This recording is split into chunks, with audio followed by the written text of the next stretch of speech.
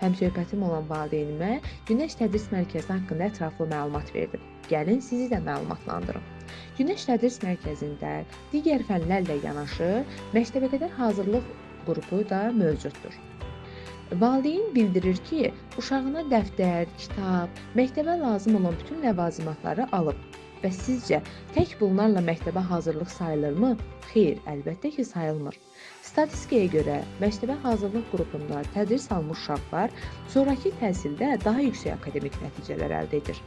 Əsas tədris prosesinə keçid isə əhəmiyyətli dərəcədə asanlaşdıran həmin bu 1 illik hazırlıq qruplarıdır ki, bu da bizim Günəş Tədris Mərkəzimizdə tam şəkildə savadlı müəllimlər tərəfindən tədris olunur. Valideyniniz Günəş Tədris Mərkəzində gəlib gördüklərindən və eşitdiklərindən o qədər razı qaldı ki, övladını bizim kursumuza əmanət etdi. Sizin də övladınızın gələcəyi günəşlə parlasın.